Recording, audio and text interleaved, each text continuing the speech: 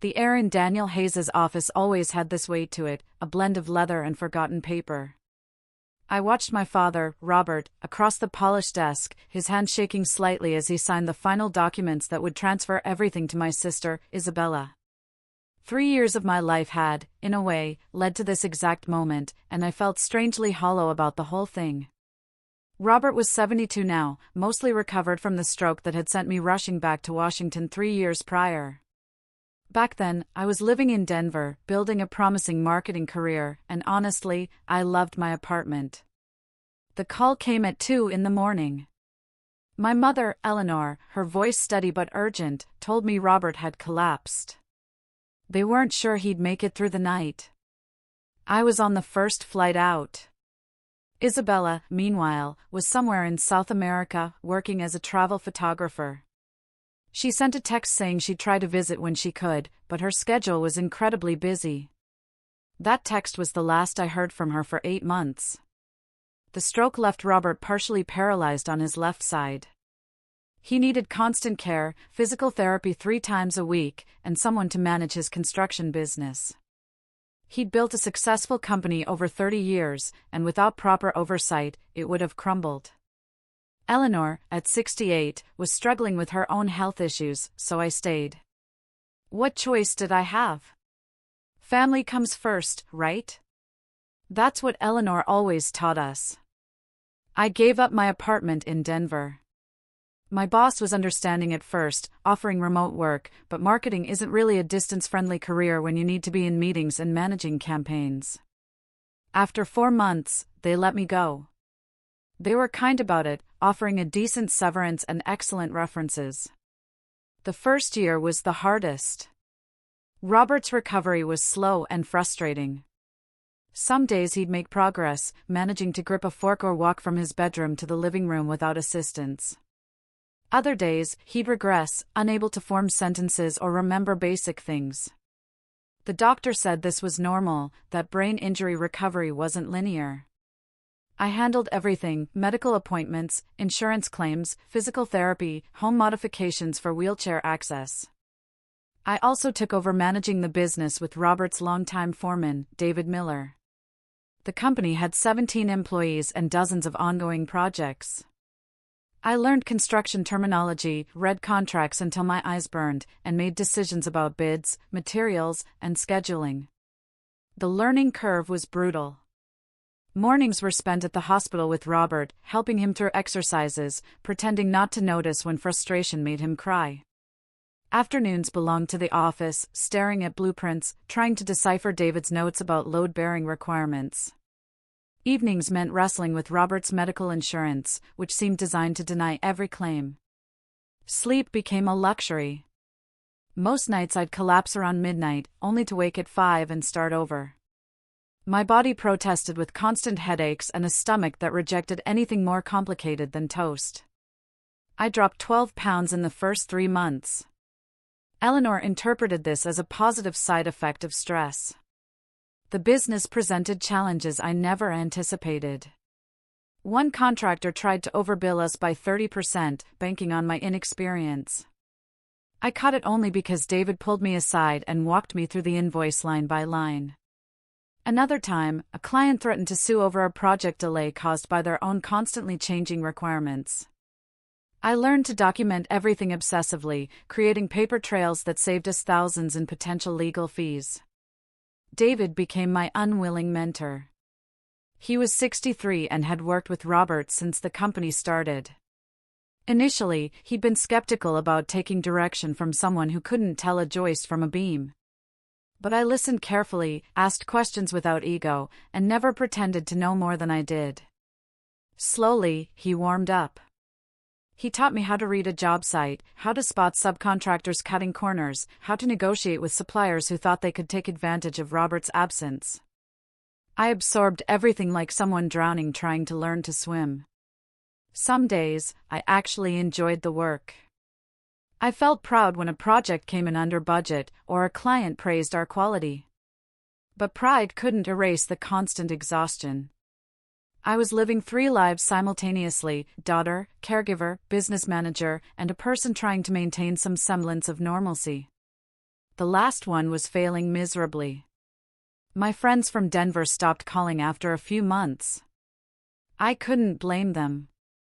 Every conversation became me complaining about insurance companies or venting about difficult clients. I wasn't fun anymore. I was a catalog of responsibilities and resentments. The few local friends I had from high school tried to include me, dinner invitations, movie nights, weekend trips to the coast.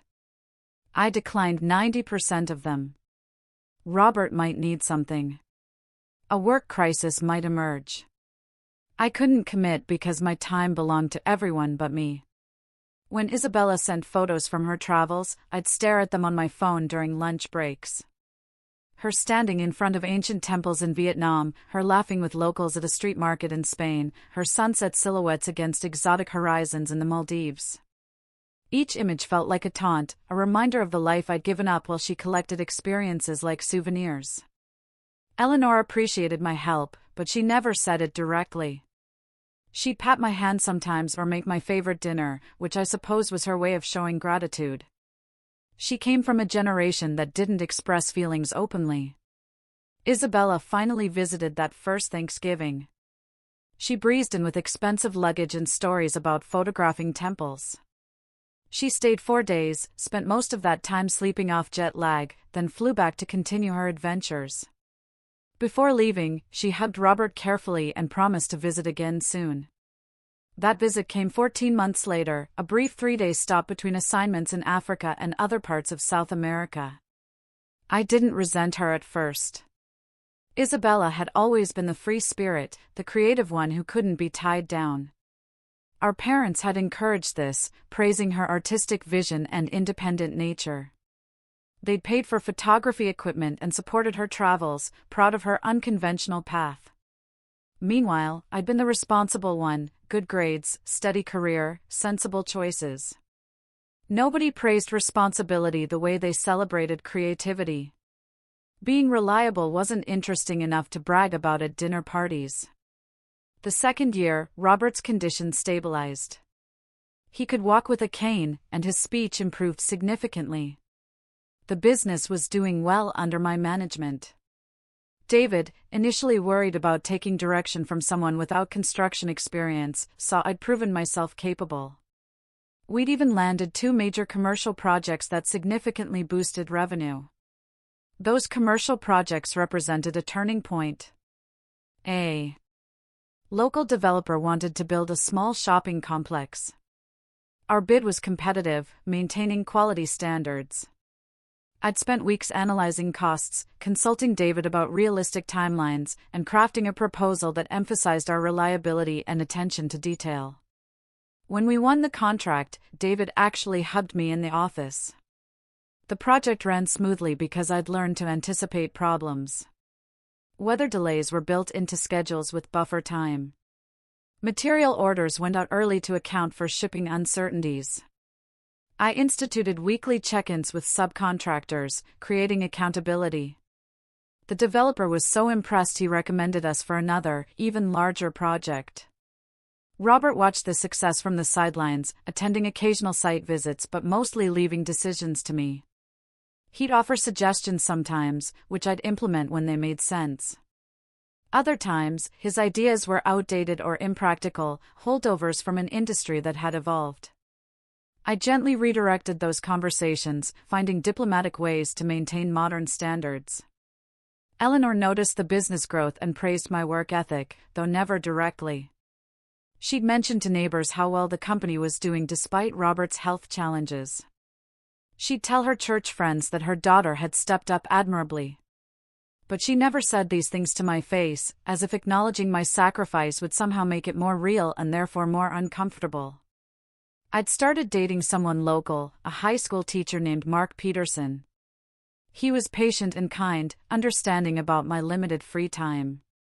We met at a coffee shop where I'd been working on construction estimates, and he'd struck up a conversation about the blueprint spread across my table. His genuine curiosity about the work was refreshing. Our first date happened 3 weeks later, delayed twice by work emergencies. He took me to a quiet Italian restaurant and asked actual questions about my life.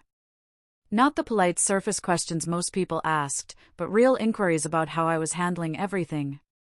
I found myself talking honestly for the first time in months, admitting that some days I felt resentful and trapped.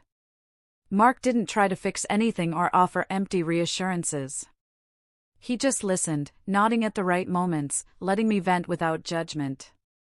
When dinner ended, I felt lighter, like sharing the burden had made it slightly less heavy.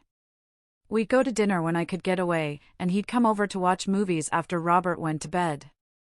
It wasn't the exciting romance I'd imagined in my 20s, but it felt solid and real. Mark understood cancelled plans and interrupted conversations. His own teaching schedule was demanding enough that he recognized the constraints of a job that consumed your life. Sometimes we'd just sit together while I worked on spreadsheets or reviewed contracts. He'd grade papers beside me, and the parallel silence felt companionable rather than boring. We'd built a relationship that fit into the narrow spaces my responsibilities allowed, which felt like both a blessing and a limitation. My friends back in Denver had all moved forward.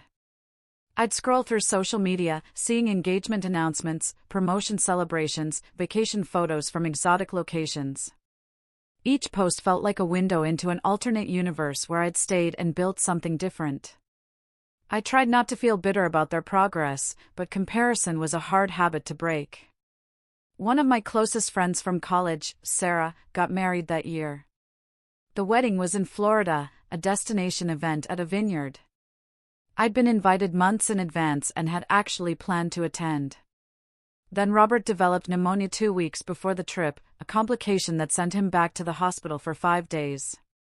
I missed the wedding, sending a gift and an apologetic message that probably sounded hollow. Sarah called me afterward, her voice careful and concerned. She asked how I was really doing, emphasizing the really in a way that suggested she knew the answer. I gave her the standard response about managing fine, handling everything, grateful to help family. She didn't push, but I could hear the unspoken worry in her silence. After we hung up, I sat in my car in the hospital parking lot and cried for the first time in months. Not about Robert's health or the business stress, but about the life I was watching slip away while everyone else moved forward. I was 32 years old, and my biggest accomplishment was keeping other people's lives running smoothly. The realization felt suffocating. Then Isabella called, announcing another visit. This time she'd be staying a whole week.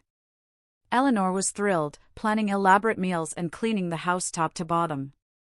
Robert's face lit up when he heard the news. He asked me to pick up Isabella's favorite wine and make sure her old room was perfect. I spent 2 days getting everything ready while managing a crisis at one of the construction sites. A supplier had delivered the wrong materials, putting us behind schedule and risking penalty fees. I negotiated a rush replacement order and rearranged the work timeline, all while shopping for fancy cheese and fresh flowers for Isabella's arrival. She looked radiant when I picked her up from the airport. Her hair was sun-bleached, and her skin glowed with that particular health that comes from not having responsibilities. She hugged me tight and said how much she'd missed everyone, how guilty she felt about being away so long. That week, she held court in the living room, showing photos from her travels on her laptop. Eleanor and Robert sat entranced, asking questions about every location and story. Isabella had a gift for narrative, making even mundane moments sound magical. She'd photographed a wedding in the Maldives, captured sunrise over Angkor Wat, documented a music festival in Spain. I sat through these presentations after long days managing the business and Robert's care. Mark couldn't come over because Isabella was using the guest room where we usually watched movies. I felt like a stranger in my own life, watching my family orbit around my sister's temporary presence. On her last night, Robert announced that he wanted to discuss something important. We gathered in his study, which he rarely used anymore. He looked serious, almost formal, as he explained that he'd been thinking about the future. His health scare had made him face mortality. He wanted to make sure everything was in order. He decided to update his will. The house, the business, his savings and investments, everything would be split between Isabella and me 50-50 because that was fair. He'd also give me a sum of money immediately as thanks for my caregiving, enough to cover what I might have earned if I'd stayed in Denver. It seemed reasonable on the surface, equal inheritance for both daughters. But something hollow opened up inside me as he spoke. 3 years of my life, my career, my relationship possibilities, all reduced to a cash payment for services rendered. Meanwhile, Isabella would get half of everything despite showing up for occasional visits. I didn't say anything that night. I smiled and thanked Robert for his generosity. Isabella hugged me and said we'd be co-owners of the family legacy. Wasn't that wonderful?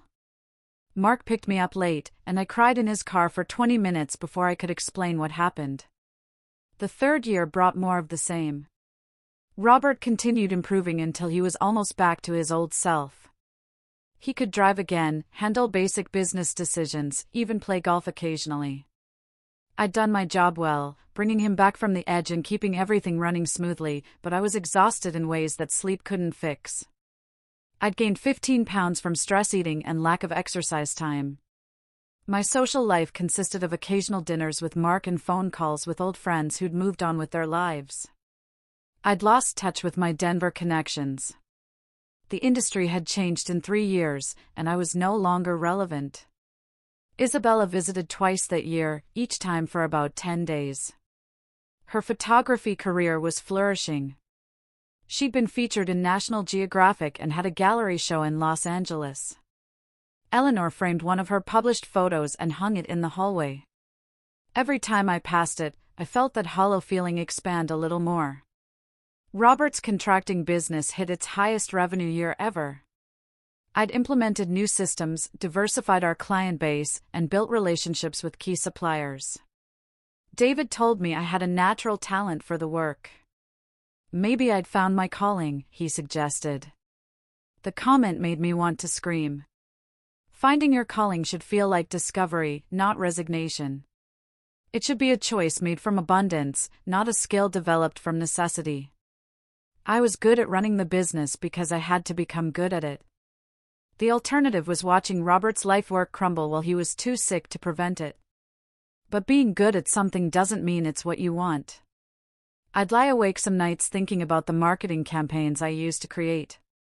The thrill of seeing a strategy succeed, the creative satisfaction of building a brand narrative. Construction contracts didn't provide that same spark, no matter how profitable they were. David didn't understand this distinction. To him, talent was talent, and finding work you excelled at was a gift. He'd spent 40 years in construction and couldn't imagine wanting anything else. When I tried to explain the difference between competence and passion, he'd look confused and change the subject. The employees respected me now, which felt validating and hollow simultaneously. They'd come to me with problems, trusted my decisions, implemented my suggestions without question. I'd earned their confidence through consistent performance and fair treatment, but their respect was built on a foundation of obligation rather than choice. One of the younger crew members, a guy named Chris, told me I should consider taking over permanently when Robert retired.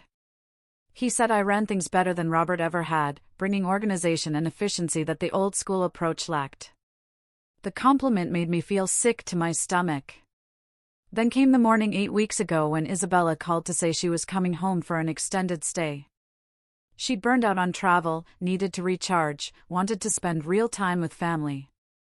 She'd be staying indefinitely, maybe a few months or even longer. I felt something shift inside me when I heard that news. Some fundamental understanding clicked into place. The phone call came while I was reviewing a proposal for a residential development project. Isabella's voice sounded tired in a way I'd never heard before. She explained that constant travel had lost its appeal. That photographing beautiful places for strangers had started feeling empty. She needed to come home and figure out what she actually wanted from life. Part of me felt sympathy for her struggle. Part of me felt furious that she'd gotten to have a struggle at all. She'd spent 3 years pursuing dreams while I spent 3 years putting mine in storage. Now she was coming home because she'd exhausted her adventures while I'd never gotten the chance to start mine. I asked how long she planned to stay. Her answer was vague, talking about playing it by ear and seeing how things felt. The lack of commitment irritated me in ways I couldn't fully articulate. I'd committed to being here indefinitely the moment I'd gotten that call about Robert's stroke. Isabella was testing out the idea of home like someone trying on clothes, ready to discard the option if it didn't fit perfectly. After we hung up, I sat staring at the proposal without seeing it. Something was crystallizing in my mind, a truth I'd been avoiding for 3 years. This would never end unless I ended it. There would always be another reason to stay, another crisis to manage, another person needing me more than I needed myself. Isabella arrived with 6 suitcases and boxes of equipment. She took over the entire guest room, spreading her things throughout the house. She was pleasant and helpful, cooking dinners and chatting with Robert about his day. She even came to the construction office once, taking photos of the crew for her portfolio. Her presence transformed the house in ways that highlighted my absence. Eleanor laughed more, her face lighting up with a joy that my steady presence had never inspired. Robert seemed energized, engaging in conversations with an enthusiasm he rarely showed during our daily discussions about medical appointments and business operations. I watched Isabella photograph the crew during their lunch break, capturing candid moments with her professional camera. The guys responded to her attention, joking around and posing dramatically. Chris asked if she'd photograph his wedding next summer. She promised to think about it, charming him with her easy smile. That evening, Robert asked Isabella about her plans. She admitted she wasn't sure yet. Maybe taking local photography jobs while she figured things out. She'd been in touch with some galleries about showing her travel work. Maybe she'd teach photography workshops. The future was wide open, full of possibilities. I remembered being asked about my plans 3 years ago. The answer had been simple: stay here as long as needed. Nobody had encouraged me to keep options open or explore possibilities. My path had been determined by necessity, not choice, and everyone had simply accepted that as reasonable. Eleanor was happier than I'd seen her in years. Having both daughters home felt like a dream come true for her. She'd always wanted us to be close, to enjoy each other's company the way she and her sisters did. Robert started talking about Isabella's future. Maybe she could take over the marketing side of the business, use her creative eye to develop the company's brand.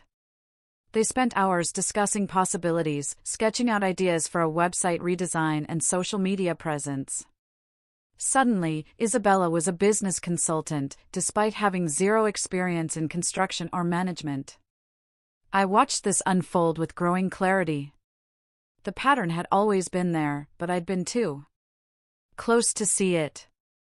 Isabella was the cherished one, the interesting one, the daughter whose presence brought joy. I was the useful one, the reliable one, the daughter whose presence was simply expected. Mark proposed to me on a Thursday evening. We were at a quiet restaurant, and he planned everything carefully. The ring was beautiful. He gave a sweet speech about building a life together, about how much he admired my dedication to family. I said yes because it seemed like the logical next step. But sitting across from him, I realized I didn't feel the rush of happiness I'd always imagined. I felt trapped by another obligation, another role to fulfill. The reliable daughter would become the reliable wife, probably followed by the reliable mother. We told my parents the next day. Eleanor hugged us both and immediately started planning. Robert shook Mark's hand and welcomed him to the family. Isabella squealed with excitement and started talking about destination wedding photography. Nobody asked if I was happy. They assumed responsible people are content with their choices. The following week, Robert called a family meeting. He had big news, he said. Isabella sat beside him on the couch, looking somewhat uncomfortable. Eleanor perched on the armchair, smiling expectantly. Robert explained that he'd been doing more thinking about the future. Having Isabella home had made him realize how important it was to secure the family business's legacy. He decided to change his will. Isabella would inherit the business and the house. She had the creative vision to take the company into the future, and she needed stability after years of wandering. I would receive a generous cash inheritance instead, enough to start my own life properly. Buy a house with Mark, maybe start my own business, whatever I wanted. This way, everyone got what suited them best. He delivered this news as if announcing a thoughtful gift. Isabella tried to argue, saying it wasn't fair, but Robert waved off her protests. He'd made up his mind. Eleanor nodded along, adding that this arrangement made sense given everyone's strengths and situations. I sat frozen, unable to process what I was hearing. 8 weeks. Isabella had been back 8 weeks, and suddenly she deserved everything. 3 years meant nothing compared to her potential and promise. Robert asked what I thought. His face was open and expectant, waiting for me to agree with his wise decision. Something snapped inside me. Not dramatically, not with anger or tears, just a clean break, like a bone fracturing under too much weight. I stood up calmly and left the room. I went to my bedroom and pulled out my laptop. I drafted a letter, choosing my words carefully. Then I made phone calls, setting things in motion. The next morning, I arranged a meeting at Daniel Hayes's office, the same one Robert used for estate planning.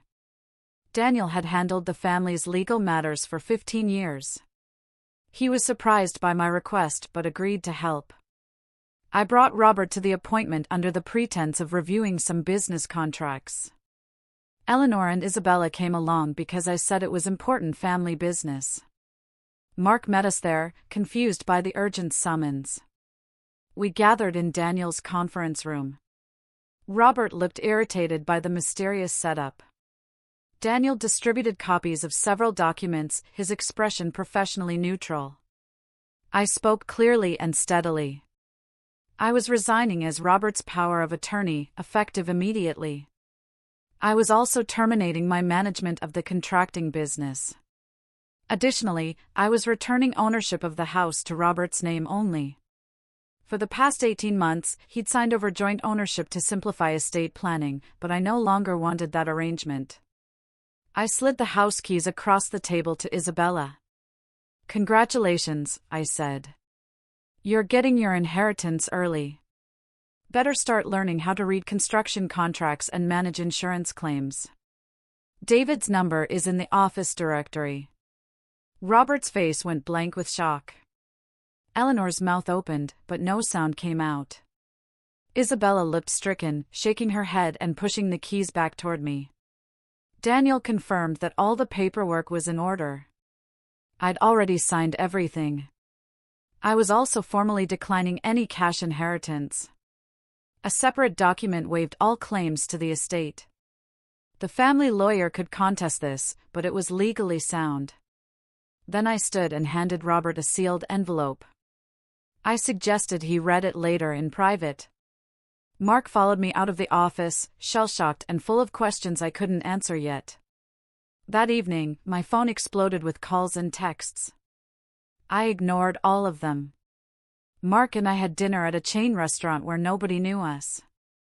I explained everything, watching his face process the information. He asked if I was sure about this, about walking away from everything. I told him I'd never been more certain of anything in my life. Then I asked if he'd still want to marry me if I was starting over with nothing. If I moved back to Denver to rebuild my career, would he come with me? The question hung between us like a challenge. Mark took a long time to answer. Finally, he admitted that his whole vision of our future was built around staying in Washington near his teaching job and his family. He'd assumed I was settled here permanently. A long-distance relationship while I restarted my career wasn't what he'd signed up for. I gave him back the ring that night.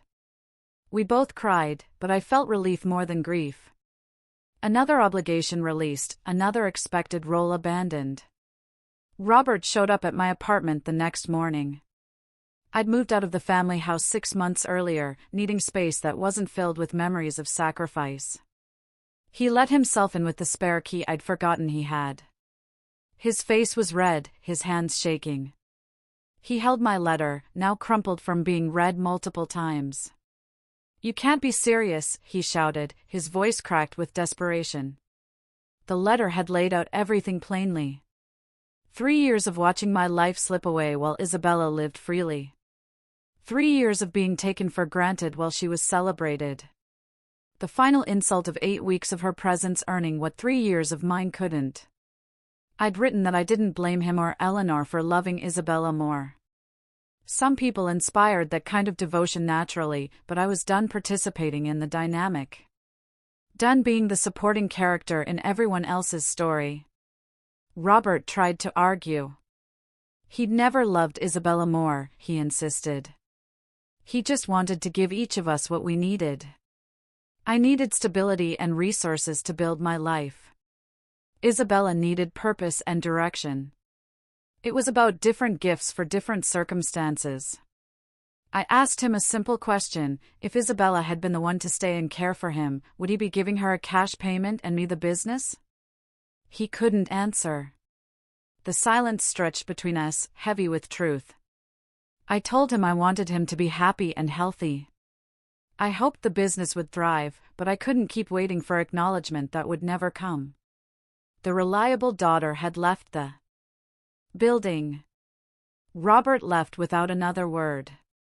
Over the following days, the calls continued. Eleanor begging me to reconsider, crying about how I was tearing the family apart. Isabella saying she didn't want the inheritance, that she'd refuse it if that would make me come back.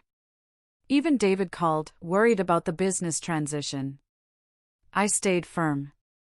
I'd already contacted former colleagues in Denver. My old boss had recently started her own agency and needed experienced people. She offered me a position starting in 3 weeks. The salary was less than what I'd been earning before, but it was a fresh start. I gave notice on my apartment and started packing. Most of my belongings fit into my car. Funny how 3 years of life could be reduced to such a small space.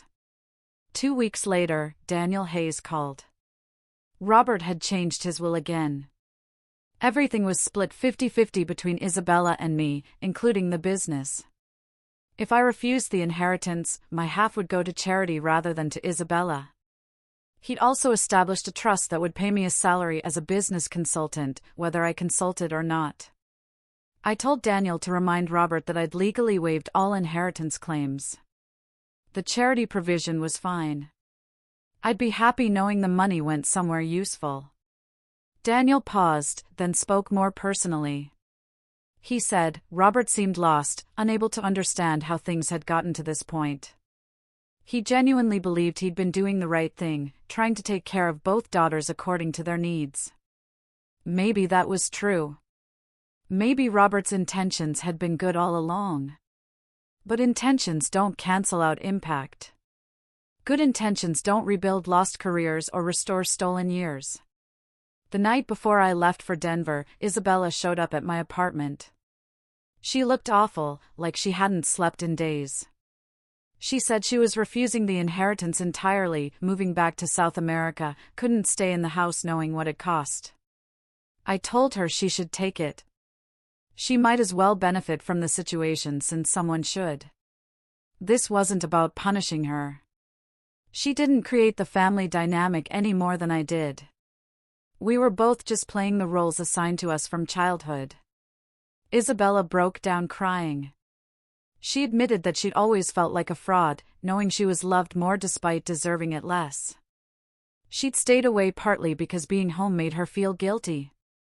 Seeing me sacrifice everything while she pursued adventures had been unbearable. We talked for hours that night. Really talked, maybe for the first time as adults. She confessed that she'd burned out on travel photography, not from exhaustion, but from emptiness. Taking beautiful pictures for strangers while her sister gave up her life for family had made her feel hollow. I explained that I didn't hate her. I was actually grateful in a strange way. This situation had forced me to recognize patterns I'd been following blindly: the responsible daughter, the reliable one, the person who sacrificed without asking if anyone even wanted those sacrifices. Isabella asked what I wanted now, what kind of life I was building in Denver. I didn't have a clear answer. Something different, something chosen rather than assigned. Maybe a life where being reliable was a choice I made consciously rather than a role I performed automatically. We hugged goodbye in the parking lot. Isabella promised to visit Denver once I got settled. I said I'd like that, and surprisingly, I meant it. Eleanor sent one final text as I crossed the Wyoming state line. She wrote that she loved me and always had, even if she hadn't shown it properly. She understood why I needed to leave, even if it broke her heart. She hoped someday I'd forgive them. I pulled over at a rest stop and called her. We both cried through most of the conversation. She apologized for taking me for granted, for assuming my strength meant I didn't need support. I apologized for leaving so abruptly, for not communicating better about how I was feeling. We didn't fix everything in that call. Years of patterns don't dissolve in one conversation, but it was a start. Robert never called. I heard through Isabella that he'd thrown himself into the business, working with David to maintain what I'd built. She said he'd framed my letter and kept it in his study, reading it sometimes like a reminder of something important he couldn't quite grasp. I started my new job 3 weeks after arriving in Denver. The work was challenging and exciting. I'd missed the creative energy of marketing campaigns and brand development. My new boss valued my input, and my colleagues treated me as an equal rather than a caretaker. I found an apartment in a neighborhood full of young professionals.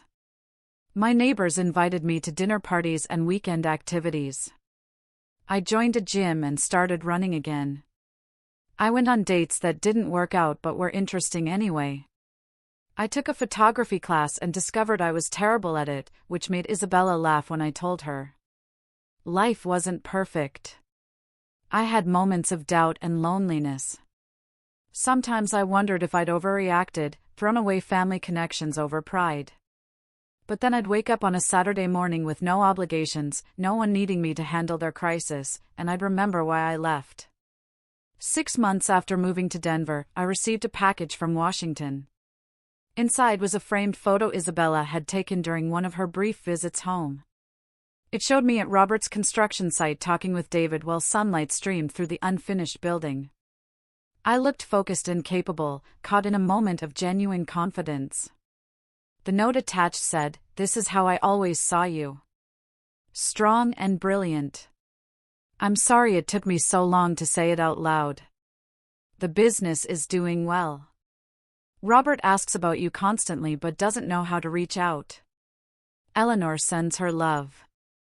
I miss you. Come home for Thanksgiving." I hung the photo in my living room. I booked a flight for Thanksgiving. Going back wasn't giving in. It was choosing connection on my terms rather than sacrificing myself on someone else's altar. The difference mattered more than I could have imagined. The day I walked into my parents' house for that Thanksgiving visit, Robert was waiting in the hallway.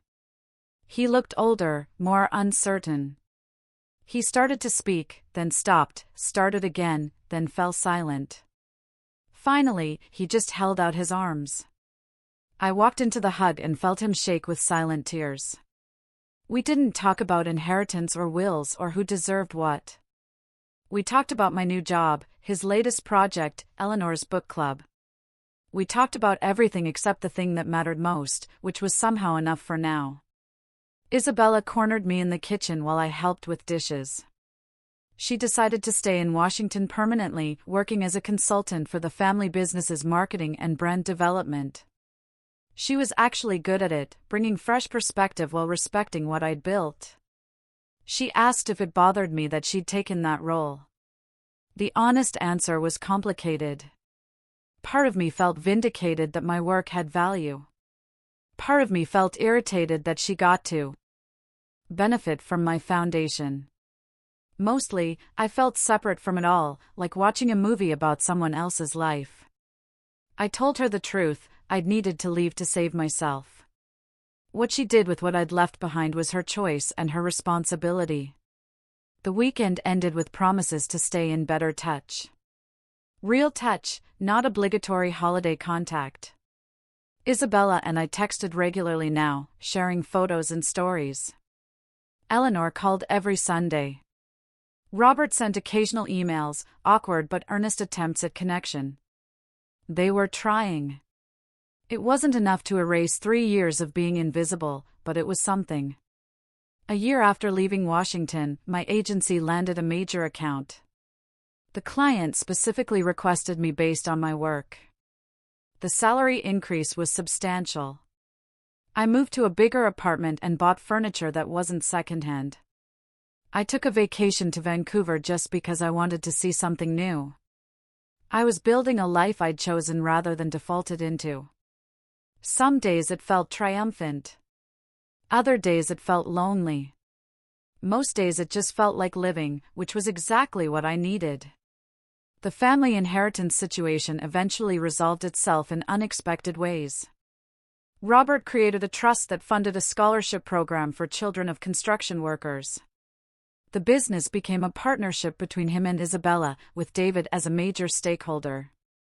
The house was signed over to Eleanor entirely, giving her security and control. Nobody got exactly what they expected. Maybe that was the point all along. I don't know if my story has a neat moral. I don't know if walking away was brave or selfish or necessary or destructive. Maybe it was all of those things simultaneously. What I know is this: 3 years of sacrifice taught me that martyrdom doesn't equal love. Being needed isn't the same as being valued. And sometimes the only way to save yourself is to let go of everything you thought you were supposed to be.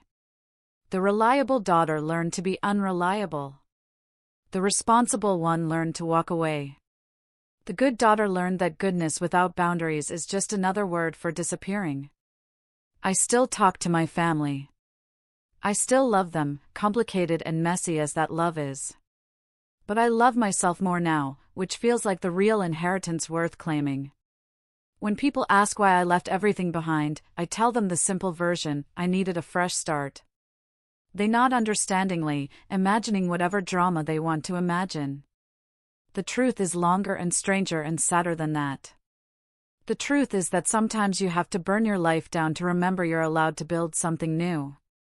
Sometimes you have to walk away from people who love you to learn how to love yourself. 3 years of sacrifice, 8 weeks of presence, 1 moment of clarity, 1 decision that changed everything. I handed in those keys and walked out of that lawyer's office knowing I was burning bridges. What I didn't know is that I was also lighting a path forward, 1 step at a time, into a life where being reliable was a gift I chose to give rather than a debt I was expected to pay. That makes all the difference. Have you ever had a moment of clarity that made you rethink everything?